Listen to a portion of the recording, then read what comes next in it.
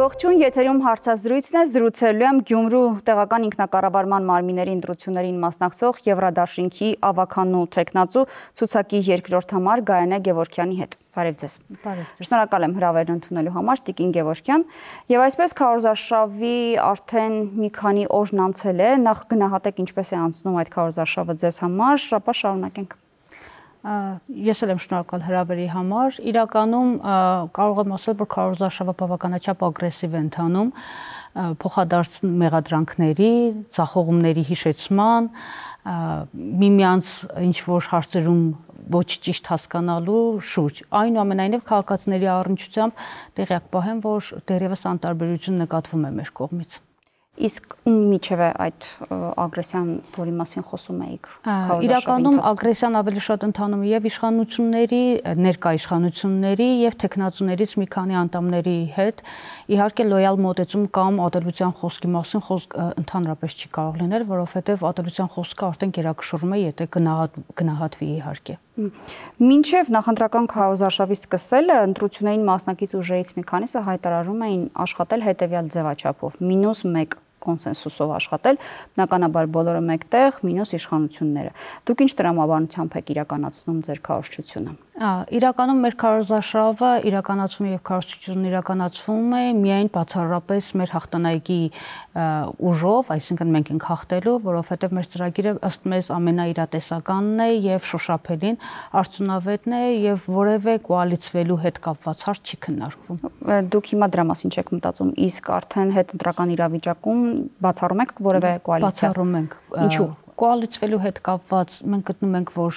ներկա իշխանությունների հետ որևէ կոալիցիա չի կարող իրականացվել, քանի որ վերջիններս արդեն հնարավորություն ունեն եւ կառավարումը ձախողել են, եւս մեկ հնարավորություն տալ կամ կոալիցվել նշված իշխանությունների հետ բացառվում է։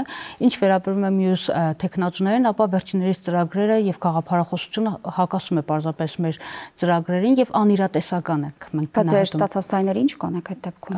Եթե դուք վստահություն ունեք, որ ստանալու եք ձայն, առավել եւս հաղթելու եք, բայց չհաղթելու պարագայում ձեր ձայները ինչ է կանելու, կփոշիանան դրանք։ Այնուամենայնիվ մենք չենք էլ փորձում մեր ընտրողներին նշել, որ մեր ձայները հետագայում կարող է որևէ կուսակցության կամ խմբակցության կամ տեխնացուի օգտին օգտագործվեն։ Այս ընտրությունների քարոզարշավին մասնակցող ընդդիմադիր տեխնացուներից ոմանք կարծում են օրինակ, որ դուք թաքնված կերպով, ձեր քաղաքական դաշինքը թաքնված կերպով սատարում է գործող իշխանություններին։ Գուցե նրանց համար հիմա անակնկալ լինի, որ դուք ասում եք որևէ կոալիցիայի չեք գնալու այդ թվում իշխանությունների հետ, բայց իրենք վկայաբերում են այն, որ այնքանով է թաքնված ձեր սատարումը իշխանությունների, որ ձեր դաշինքի ուժերից մեկը Երևանի ավականում գործող իշխանության հետ ավականու կազմում կոալիցիա ունի։ Սրան ոնց կմեկնաբանեք։ Իրականում ես բազմաթիվ անգամներ մենք լսել ենք նշված խոսույթը, դա ավելի շուտ մանիպուլատիվ խոսակցություն է, ավելի շատ մենք գնահատում ենք հետևյալ պատճառաբանությամբ։ Նախ ինչպես նշեցիք դուք, առանձին որպես կուսակցություն հանդես գալու պարագայում է վերջինս կոալիցիա կազմել եւ ձայները տվել, դաշինքի պարագայում դա քննարկումը բացառվել է։ Մենք դաշինքը կազմվել է նկատի ունենալով վերոնշյալ հանգամանքը, որ որևէ կոալիցիա չի իրականացվելու։ Ինչ վերաբերում է նշված միավորմանը, ապա համապատասխան կուսակցության ղեկավարը իր պատճառաբանությունները ներկայացրել է արդեն հանրությանը։ Այնուամենայնիվ քարոզարշավը սկսելուց եւ քարոզ իրականացնելուց առաջ էլ ներկայումս էլ մենք պնդել ենք եւ շարունակում ենք պնդել, որ նման միավորում բացառված է մեր կողմից։ Եվ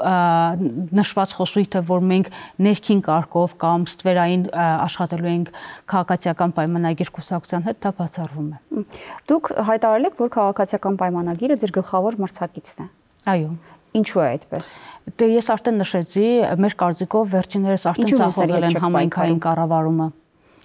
Նախորդ տարիներին նույնպես մյուսներից որոշները հնարավորություն են ունեցել կառավարմանը մասնակցելու համայնքի եւ վերջիններս էլ ունեն նշված ձախողումներ։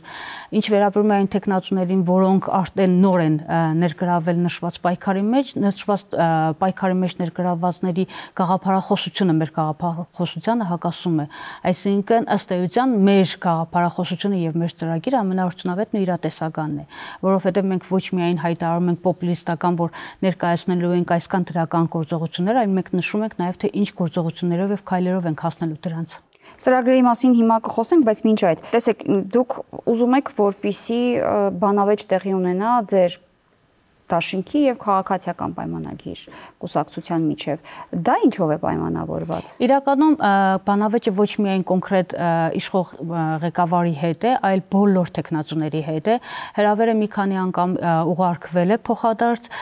բայց մինչ այս դրությամբ գրեթե բոլորը հրաժարվել են։ Հենց այդ պատճառով էլ նկատի ունենալով վերջին շրջանում շրջանառվող տեղեկությունները, որ նման բանավեճ գուցեև չիրականանա, հենց այդ պատճառով էլ ուղղակիորեն արդեն մատնանշված է նշվել, որ հենց հրավիրում ենք ձեզ բանավեճի։ Իսկ մինչդեռ մեր տեխնացուն եւ մենք ընդհանրապես ցանկացած տիպի բանավեճից չենք խուսափում եւ պատրաստ ենք։ Դուք ասում եք, ձեր գաղափարախոսությունը տարբերվում է մյուսների գաղափարախոսությունից եւ ձեր ծրագրերը պոպուլիստական չեն, իրատեսական են։ Դե հիմա պիտի ասեք, թե որոնք են ձեր ծրագրերը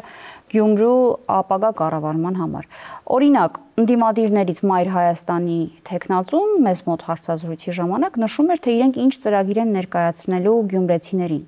Օրինակ, ասում են, մենք ուզում ենք Գյումրին վերածել ազատ տնտեսական գոտու, մենք 500 միլիոն դոլարի ներդրում ենք ներգրավելու,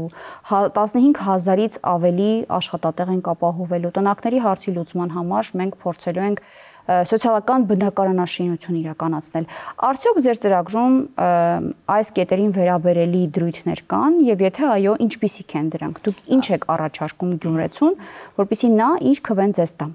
Իրականում մեր ծրագիրը ունի կարճաժամկետ եւ երկարաժամկետ արդյունքներ եւ ինչով են դա պայմանավորված։ Նախ եկեք չգնահատեմ մյուս տեխնոլոգիայի ծրագիրը, այո։ Օրինակի ձևով փորձեցի ներկայացնել։ Բայց ինչ եմ նշում, որ մերը իրատեսական է։ Ենթադրենք Գյումրիում շատ տարածված ու լուրջ խնդիր է հանդիսանում եւ փոշին, եւ կանաչապատումը, եւ վերջին տարիներին, հատկապես հետերկրաշարժան տարիներին մեր մոտ բազմաթիվ շինարարություններ իրականացվեցին եւ շինարարությունը իրականացվեց իրականում ոչ օրենսդրական եւ իրավական հարտակում, ոչ համապատասխան թույլտվությունների հիման վրա, ոչնչացվեցին եւ ներկայումս շարունակում են ոչնչացվել կանաչապատ բազում տարածքներ, որևէ մեկի համար նորություն չէ, որ մենք ունենք շների լուրջ խնդիր։ Թափառող շներ։ Այո, թափառող շների եւ նշված կատաղած շների հետ կապված բազմաթիվ բողոքներ են իրականացվել, նույնիսկ կենտրոնական փողոցներում մարդկանց գծել, հարձակվել, հատկապես դպրոցահասակ երեխաների եւ նախկինում տրված խոստումները ապաստարաններ կառուցելու, ստերջացնելու, դրանք իրականում արդյունավետություն չտվեցին եւ իրականում չիրականացվեցին էլ, օրինակ մասնավորապես ապաստարանների հետ կապված։ Մյուս հանգամանքը տնակների հետ կապված սոցիալական ձեռնարկատիրության հիմունքներով սոցիալական բնակարաններ կառուցելը դա իրականում արդյունավետ չէ, որովհետև մի քանի տարիների ընթացքում արդեն իսկ կառուցվում են նման սոցիալական բնակարաններ, բայց նկատի ունենալով, որ Գյումրիում թե երկրաշարժան տարիներին անօթևանների թիվը դեռևս 2400-ը մնում են, բացի դրանից Արցախյան պատերազմից հետո ներգաղթյալներ բավականաչափ շատ եղան եւ բռնի տեղափոխվածներն էլ իրականում ներկայումս բնակության հետ կապված լուրջ խնդիր ունեն եւ կառավարությունը իրականում ունի որոշակի որոշումներ կայացված դեռևս 2018 թվականին եւ պարզապես պետք է դրանք կյանքի կոչել, իսկ կյանքի կոչել հենց ավականու նիստերում եւ օրակարգում նշված կարևորագույն խնդիրները լուծելու։ Եւ ամենակարևորը դա ֆինանսական ներդրումների եւ հոսքերի հետ կապված հարցն է, որը պայմանավորված է ոչ թե անիրատեսական 500 միլիոն ներկրելու, այլ ենթադրենք եւ պետական բյուջեի կազմից դուրս գալով եւ մենք ստվերային որոշակի տուրքեր ունենք, որոնք պարզապես համայնքային բյուջեում չեն արտացոլվում որևէ ձևով։ Եվ այն ամենը, ինչ մենք նշում ենք, ոչ թե նշում ենք պարզապես պոպուլիստական նշելով, որ այս սա կանենք, այլ իրականում մենք որոշակի հետազոտություն ունենք իրականացրած եւ տեսնում ենք, թե որտեղ ինչ խնդիրներ կան։ Դե ասեք, որտեղ եք քննարկել քաղաքում ինչ խնդիրներ։ Մենք ունենք ստվերային տուրքեր, որոնք պարզապես բյուջեներ չեն, համայնքային բյուջեն չեն մուտք լինում։ Օրինակ, մասնավորապես ավտոկայանատեղիների հետ կապված դեռևս 2012 թվականին Գյումրու ավականին մի որոշում կայացրեց, որով ավտոկայանատեղիները որոշեցին անվճար դարձնել։ Բայց արի ուտես, որ Գյումրիու կենտրոնական հատվածներում իրականում շարունակվում է ավտոկայանատեղիների համար գումարների գանձումները, բայց ուր է գնում այդ գանձումները։ Մի քանի անգամ նախկին քաղաքապետերին հայտարարել եւ ներկայացրել ենք նշված խնդիրը եւ առաջարկել ենք, եթե ամեն դեպքում իրականացվելու է այդ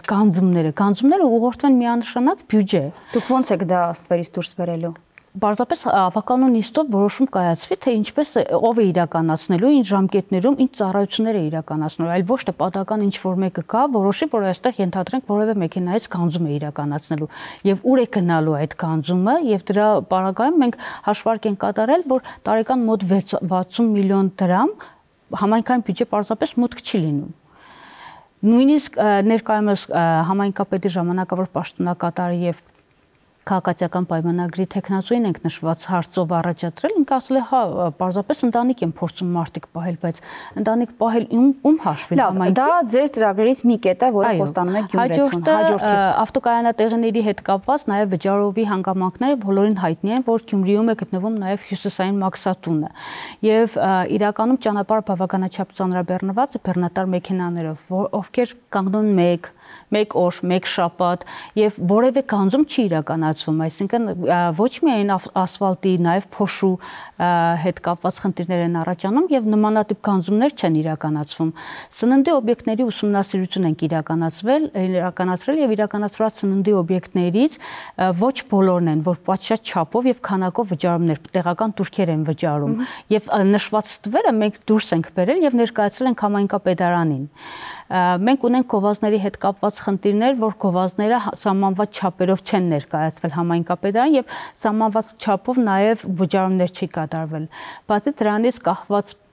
ճիշտ կառավարման հետ նաև պետական բյուջեից դոտացիաները կարող են ավելացվել, եթե իհարկե համայնքը ցույց տա, որ մուծումները եւ մուտքերը համայնքային բյուջե ավելի շատ է։ Նաև ներդրումները, որը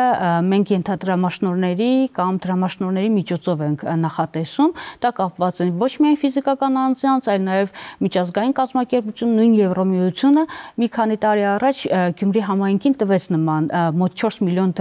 դոլարի ներդրում, այսինքն դրամաշնորհ ներկայացրեց, բայց դրանք մինչ օրս ոչ կիրառվում են, ոչ օգտագործվում են։ Բայց դուք այդ դրամաշնորհները ներգրավելու հստակ քայլեր ունեք, թե դա ցանկություն է, որ եթե վերցնենք կառավարում քաղաքի, թե ինչպես ներկայացնենք։ Եվ ի վերջո նաև իշխող ուժին էլ կարող ենք հարցնել, վերջին տարիներին երբ է սուբվենցիոն ծրագիր իրականացվել